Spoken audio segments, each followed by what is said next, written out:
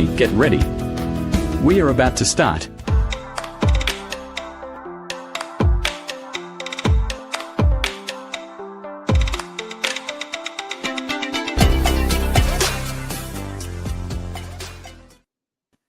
Hello, my fellow Toastmasters, and welcome to our third and final interview for Multilink, our conference here in District 109, which is from May 15 to May 18 coming up. And today we have a very important and very special guest with us. You see Stefano McGhee. Stefano McGhee, DTM, is our first Vice President of Toastmasters International.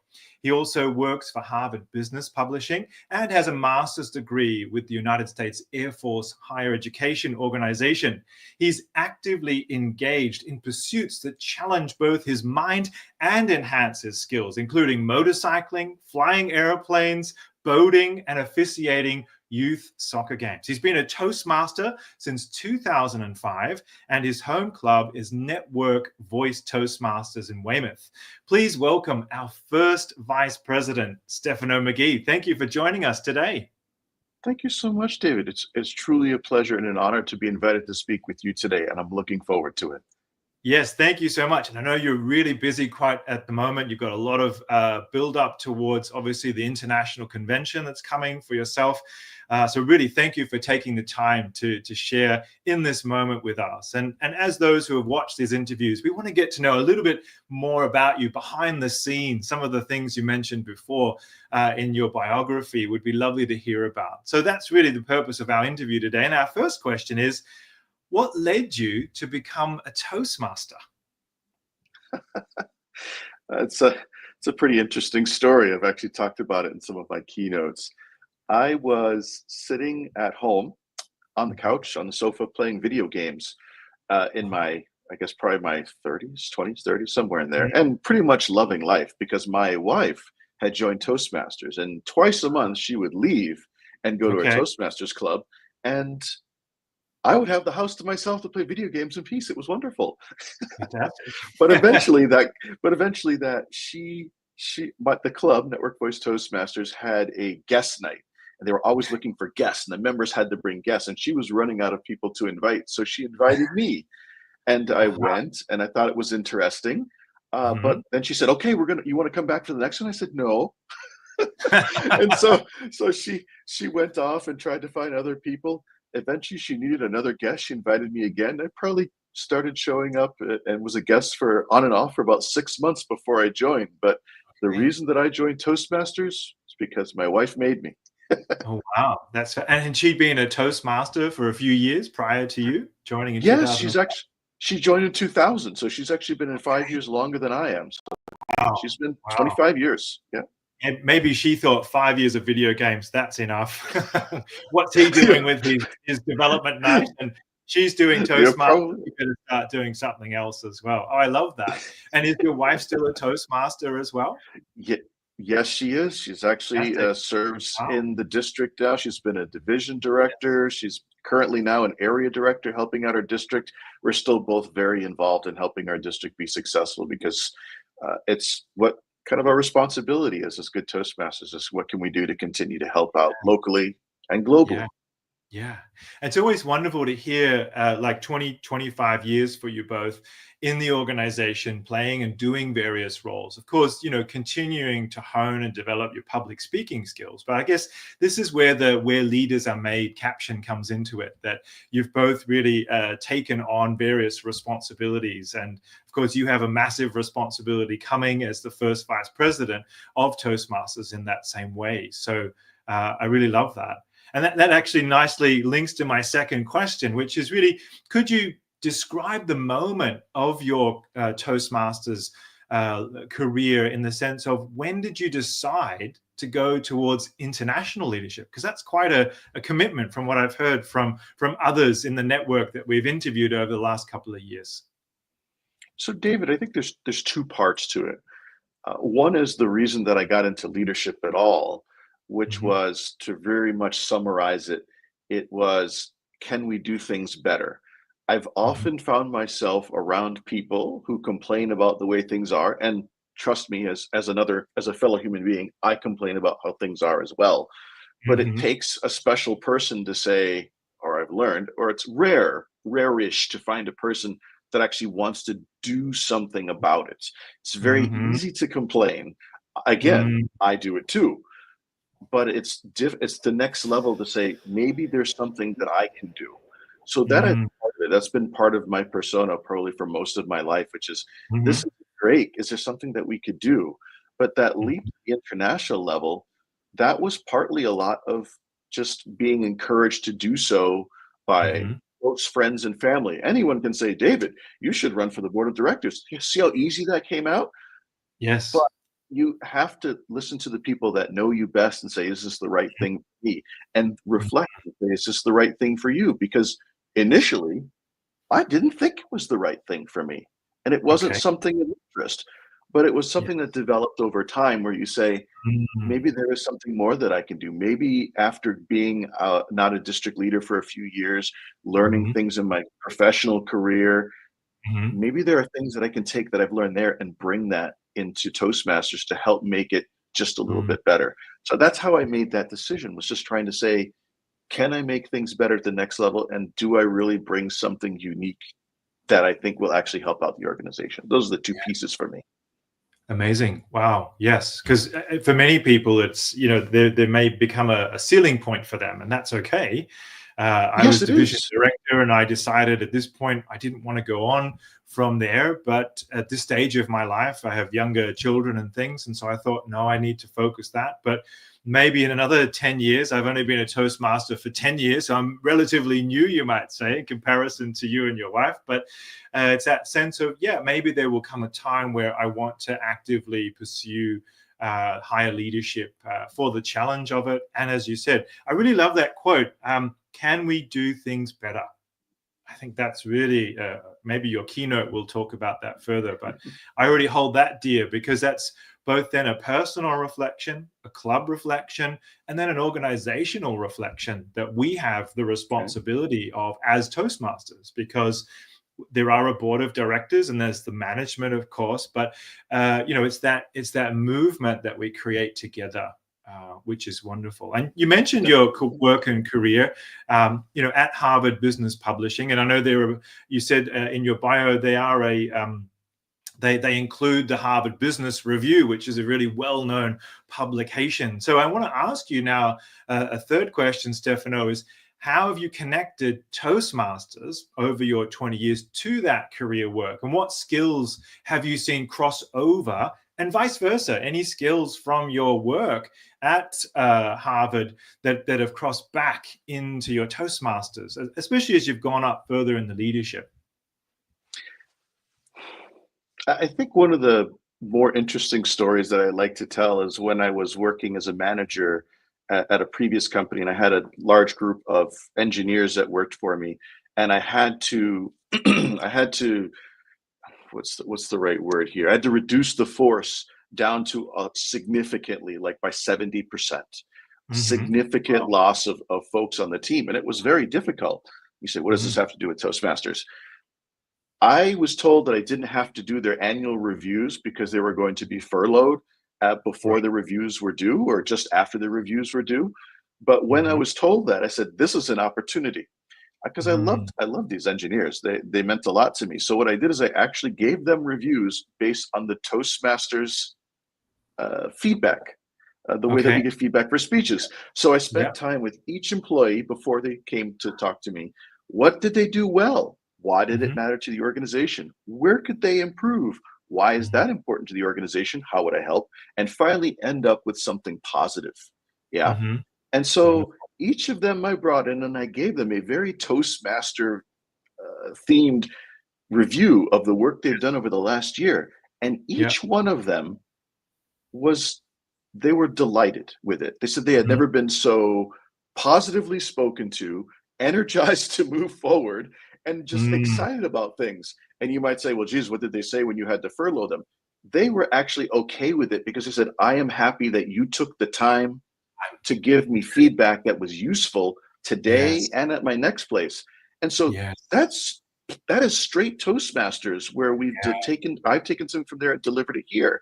On the Yeah. flip side of that, it Yeah. is learning some time that I spent in the military before I even joined Toastmasters. I've had this penchant to do things that my people are doing. And an example of that is some of my folks, I worked in the IT sector, even in the military, and we had to run cable, networking cable through a giant hangar where they store airplanes. And I Mhm. remember going down to see them and getting down, like we were in our work uniforms and crawling around through dust and dirt to bring cables where they needed to go. And they're like, "Sir, you're an officer. You don't have to do that." And I said, "But you do. Mm. Otherwise, how do I understand what's happening?" And that actually carried into Toastmasters, is trying to make Yeah. sure that I understood all aspects of the work that we do in the club and the areas and the districts, so that you can speak to, these are the challenges and I understand them. As a board member, same thing. I feel more confident because I've done a lot of the roles. So that's a little bit of the back and forth on that, David. Yeah, wow. Thank you, Stefano. I mean, that's great management, isn't it? Your first talk moment there, talking about the furloughed employee, the lasting memory for those people. Because some Toastmasters stay for a season, others stay, for a lifetime, and we don't necessarily differentiate our feedback either. If you can gain one small thing that will help you in your life, and we focus really on that personal development, leaving people in a better place. So coming back to your how can we do things better, there's a moment with how can you do things better, and whether I see you again or not, this is my wish for you. I think that's really fantastic. And as you said, then also the walking the talk example of getting down, getting into it, understanding all the nuances of Toastmasters. And I'm sure it's very tempting, as one gets further on in leadership to, you've got a lot of responsibility, but you're still a member of your club. Maybe you're actively taking part in meetings. You might be the timer. You might be the hour counter. You're taking on the smallest of the roles, because those also need nourishment and example. And, nothing is beneath any of us at Toastmasters. And I think that's a really thing that I see across many, many people, former past international presidents who's saying, yeah, I'm also the secretary of my club, or I'm also the area director of another division. I mean, multiple roles that people have, and truly it becomes something they really enjoy, which nicely, it's like we're in sync here, nicely leads to my next question, Stefano, around mindset and around values, which of course we know, I reworded them to be RISE, respect, integrity, service, and excellence. When we rise to the occasion, we rise to the moment of speaking. But I'd like to ask you more personally, you do a lot of things with your boating and your motorcycling, and I'm sure youth soccer games are a whole discussion in themselves. But I guess what I'm asking here is, what mindset or values have really helped you through your TM journey with us through Toastmasters, and maybe the ones that are serving you right now. And if there was a moment where a story where you had to develop, or you were tested on these values and mindset, would be interesting to know. You mentioned the thing about being and for everybody outside of the United States, it's a football official, football referee. It's true. I've Yeah, I'm started that. Australian, so I know soccer as well. So, but you mentioned that, and I feel like that has been one of the most interesting learnings that I've had as an official. Because if you've ever watched a football soccer match, you know that everything is the referee's fault, and no matter what happens, it's the referee's fault. And Yeah. I've learned, especially even in youth games, children that are 12, 9, the parents, the coaches, they get very serious about the Yes. calls, what you see, what you don't see. And so it's, being an official shows you not everyone has the same perspective as you. Mm-hmm. Uh, Sometimes you have to explain what you're doing while still not Mm-hmm. backing down, which is a different way of doing things, but Mm-hmm. also be, how shall we say, but also, you may have heard the phrase, integrity is doing what's right when no one is looking. And I use Mm-hmm. the other side of it in refereeing, which is sometimes it's very difficult to do what you know is right when everyone is looking. And Mm-hmm. because Yeah. what you think is right may be different than what other people saw. So Yeah. it's very challenging, and I continue to do it, one, because it's excellent cardiovascular exercise, but Hmm. also because it challenges you mentally and physically Mm. to look and make a call. Sometimes you don't have all the information from where you were. Yeah. So there is that side of things when it comes Mhm. to what you get out of it. Yes. Other things are being authentic. That Mm. is something that's been core to myself for a while. I don't know how it happens. It's not something that I've worked on. It's just the personality that I've developed over time. Mhm. And being authentic, being credible, having integrity, Yes. and being transparent. People, Hmm. members, employees, people love that. That you Yeah. can sit down with them and say, David, this is the problem that we're having. I can tell you 75% of it, 25% I have to hold back because some of this information, if it gets out, could be damaging to the organization for this. But I'm willing to go as far as possible to explain to you the why. Yes. And that connects with people. And I've said previously in other campaigns that most adults, even if they disagree with you, can appreciate your why. They can say, Hmm. well, Stefano's at least thought it through. I disagree with his rationale, but I can tell that he's put the work in. And from the information that he has, this made sense to him at the time. That may not Mm. satisfy you, but at least you say, well, I understand how we got there. And that's Yeah. enough for adults, I like to say. Sometimes Yeah. there's more there, but I think those Yeah. are the big things. It's just being humble in what you're Mm. thinking, being Yeah. transparent and approachable when there are challenges, and knowing when it's appropriate to say, this is how it has to be. This is the way that it Yes. is. I'm happy to engage with you in a limited fashion on this, but this is what we have. So those are the big things for me. Amazing. Wow. Thank you. And I'm sure, you as an officiator of a football soccer match, you're actually imparting those values unconsciously to the youth that you're supporting in their games. Whereas, yeah, you get the armchair critics, you get the parental critics, and that's what I love about Toastmasters. It's not a case of come and listen to some speeches, but participate, to get involved, to actively seek to improve yourself and learn and gain perspective from others. You've mentioned so many wonderful words here I wrote down, especially that transparency part. And if we liken that back to that moment with the furloughed employees, you had an opportunity to not give them an annual review and not be transparent about their future, but chances are you were, and it was something that stood you in good stead, but was also something that won't be forgotten by those people. Yeah. And you hear of those examples, people who then go on to have successful moments and careers or jobs in other sectors too. So I really love that. One of Yeah. my second last question here is, what do you think then are the necessary qualities for effective public speaking and communication? So you mentioned, authenticity, integrity, transparency, being approachable. Those are our maybe core personal values. But when it comes to effective communication, if we streamline it now from leadership into the art of public speaking that we're all here to study as well, what do you see makes an effective communicator? So when people find out, especially at where I work, they're like, so you do what? You're in Toastmasters? There I was like, well, I don't have time to join a club, but Mhm. if you could give me like one or two pointers, which I find comical, it's like our entire Yeah. organization is given around continuous improvement and you want one or two points. Okay, let me do what Yeah. I can for you. So the two things I tell you, I said, is that number one, know and love your material. I said that's Mm, number one. I said if you could yeah. do anything, is speak about something you know something about, and if Yes. possible, speak about something that you are passionate about. Passionate. And they Yes. said, why?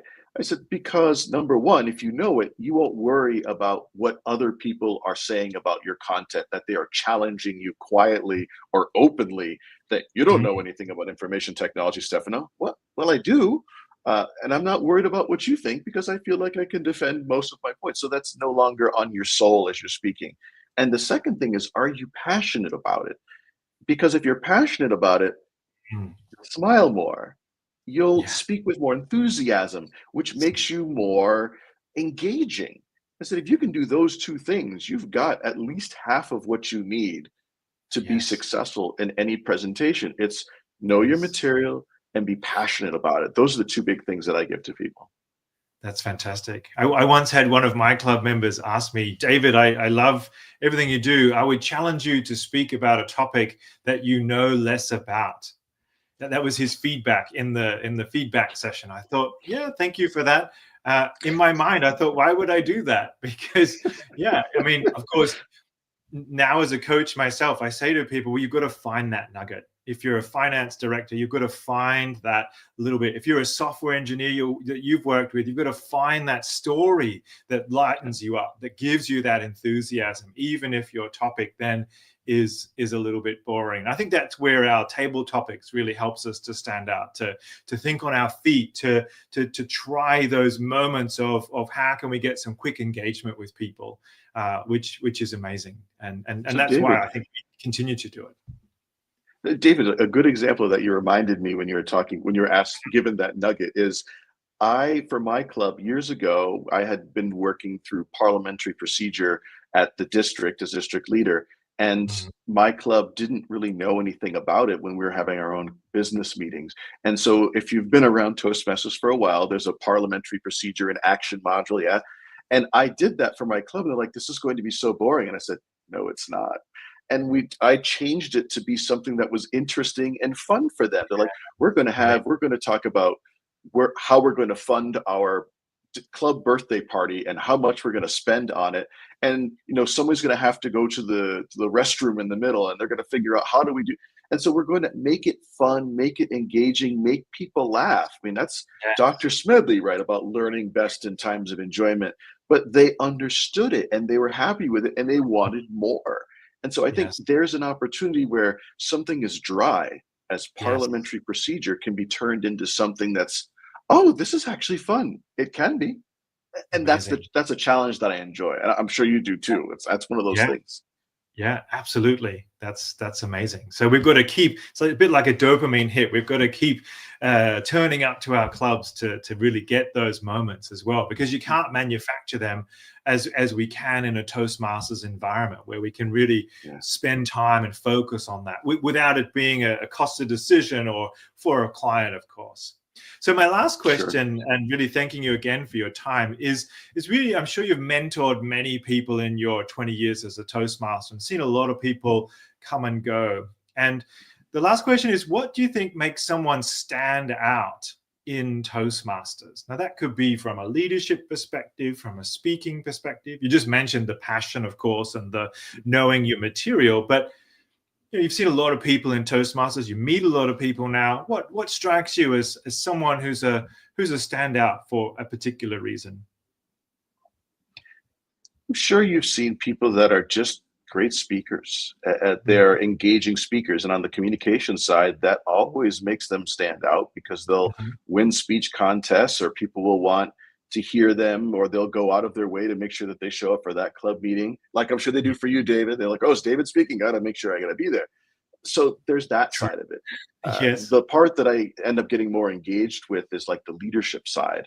And what I see there is people that have a passion to help others, and people that are passionate about the organization. And those terms are overused. So I'll try to pick them apart a little bit and say they're people that want to see the organization succeed, that they want to see their club succeed or the district succeed because they see the difference it makes in other people's lives. And that's, since I know you're a great host for this, we're coming back around to the very beginning of what we talked about, which is making things a little bit better, making their club more interesting. Like they want to do that. They're not simply a customer of Toastmasters International.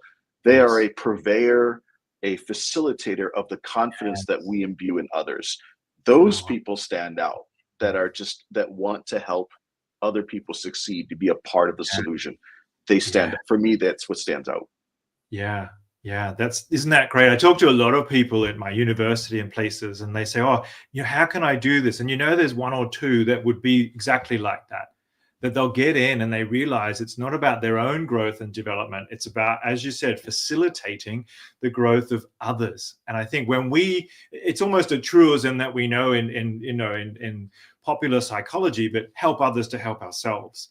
But of course, yes, that it sounds cliche, but it's not until you actually dissect those moments that you realize the truth in that, which is tremendous. And you're doing that, of course, as our first vice president. And I'm sure your career in Toastmasters and international leadership will continue. And I'm very fortunate to have met you, Stefano, I feel, because I will continue to read the magazines and see things as they unfold and go, oh, I had the wonderful opportunity to spend some time with you. So from all of us here at District 109, I do want to say thank you for your time. I know you have to move on. I don't know. I wanted to ask you one last thing. When are you flying an airplane next?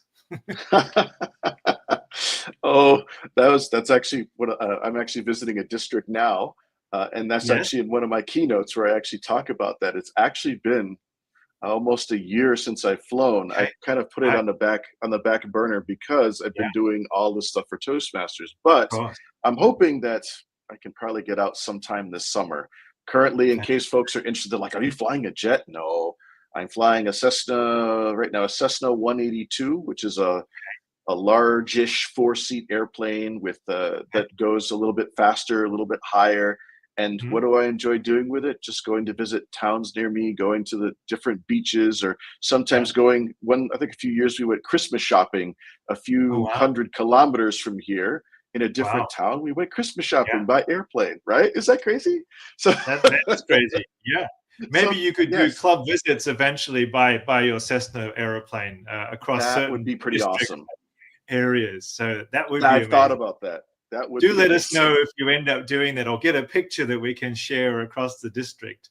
So Stefano McGhee, thank you so much for your time. And we're going to say goodbye and introduce we've got a short moment with our PR manager of the conference to come. So thank you again so much. And for those who have watched on and shared your comments, thank you for that. And we look forward to seeing you at the conference, Stefano, where we can meet in person and be able to exchange some more words there. So until then, enjoy flying and motorcycling, enjoy the boating when you can, but of course, enjoy being a Toastmaster as well. Thanks so much.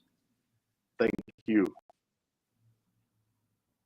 So as I mentioned, we're going to finish off today's final interview with our conference public relations manager, I should say. I have my notes here. Can't read my own writing. Paola Perina is going to join us, and she's actually been standing by this whole time. She's been the organizer of these interviews that we've done. So really, Paola, thank you so much for helping make it be so easy for me to do this job. But tell us more, please, about the conference. I'd love to have your thoughts. And I know you've got some pictures for us as well. Yes, I do. Well, the conference is going to be in Malta. Like everybody knows that by now. It's going to be in 2 weeks. So we are really, really looking forward to this. And I do have some pictures to show because a picture is worth 1,000 words, right? Yes, that's it. And here it comes.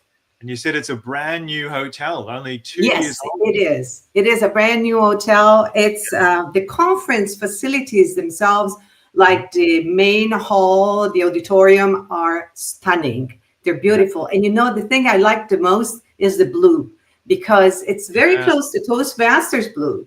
So we're going to be at ease there. And there's all these nice soft tones and wood. I think it's a fantastic location. Of course, there are also rooms for workshops, and we are going to have 9 workshops. We'll see some of the workshop leaders in a moment. Yes. And of But course, we have not just speakers that we've had now. We've had our 3 keynote speakers who'll be in that larger main room, I imagine. Yes.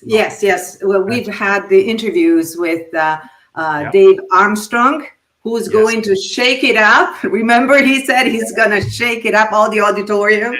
We had an interview with Professor Margaret Manjon, who is going to talk about creativity and in the age of AI. And of course, we're going to have Stefano McGhee, first vice president of Toastmasters International, that we just had the pleasure to listen to in just a few moments ago. Yes. But the venue also offers a lot more than just the conference facilities. It's a beautiful place, as we said. Yeah. It's Wow. right in front of the beach. Wow. Wow. It's right Now, there. it looks amazing, Carla. I wish I could be there, but what about for those who can't, like me? What can we do? I know there's still some online tickets. Yes, we'll get to that in a second. I just wanted to show a couple of more pictures. This is going to be, because there's going to be a gala, of course, Look at that. and people should get ready to dance. So bring your dancing clothes and shoes. Yes. And here are some of the workshop leaders. We're going to have 9 of them. And of course, there's going to be the beauty of Malta itself. Yes. And now to your question, Dave. We are going to have online tickets. In fact, we already have online tickets. Yes. They cost 20 euros. Okay. And what do you get for 20 euros? For 20 euros, you get us live streaming on Saturday, the whole day. Yes. So everything that's going to happen in the main room, all the keynote speakers, of course, we're going to shake it up. And we're going to see that. Even if you're at home, you can shake it up. Yep, good. We're going to have the contests. All the contests are going to be in the main room. And I think we're also going to have one of the workshops that will happen in the main room. Great.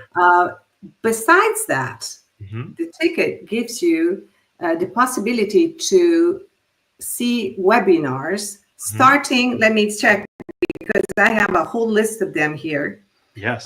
Starting on May 7th, we are going to have a webinar with Dave Armstrong, who is going to talk about refining, how to refine your keynote speech. Yes.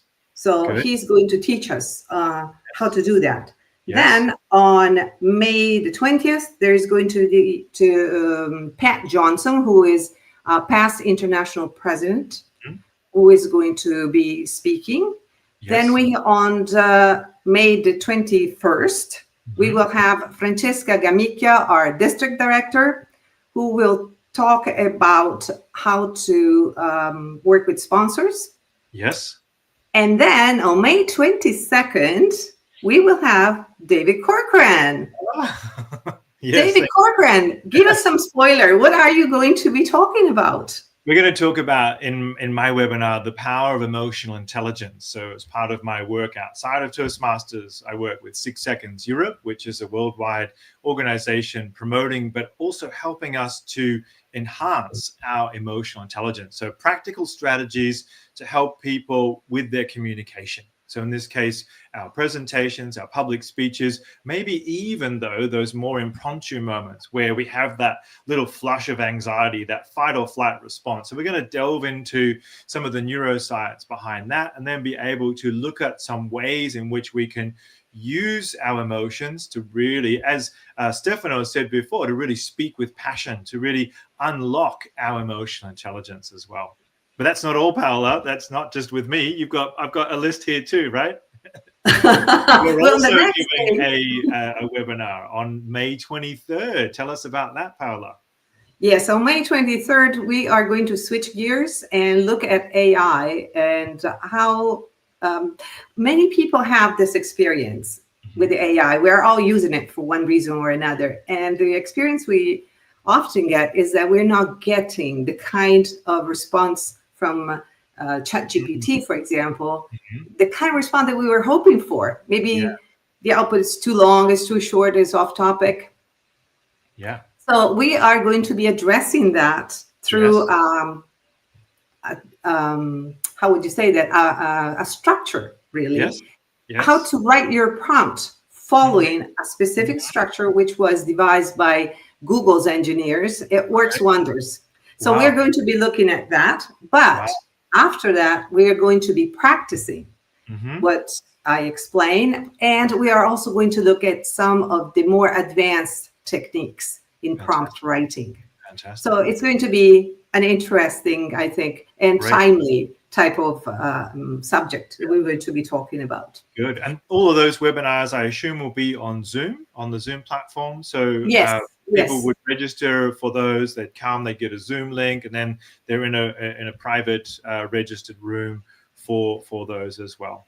Yes. So everybody that has a ticket, whether it's an in-person ticket for Malta or they are purchasing the online ticket, will have access to all of these webinars besides the Saturday streaming. And last but not least, we will have the online speech contest on May 25th. So it will be able to see the online speech contest, which will happen then.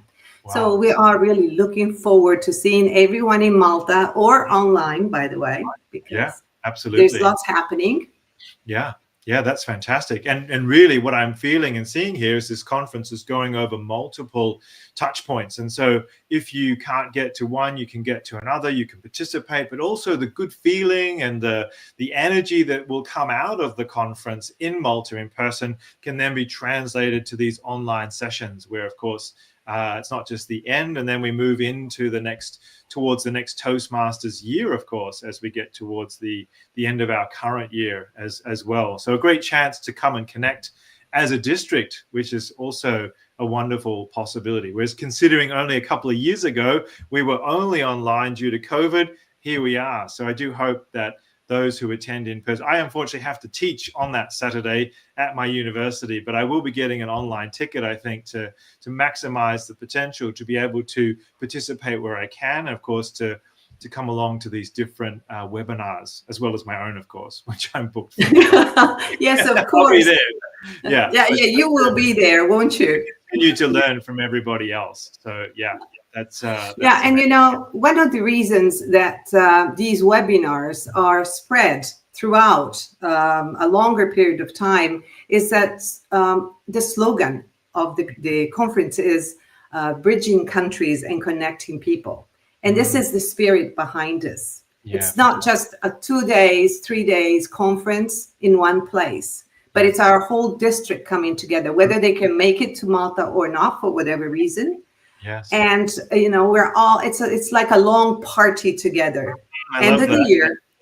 And we're all going to be celebrating together. That's it. And people will come from all over Europe as our district expands and our club champions, our division champions start to assemble. I'm sure that will be a really wonderful event.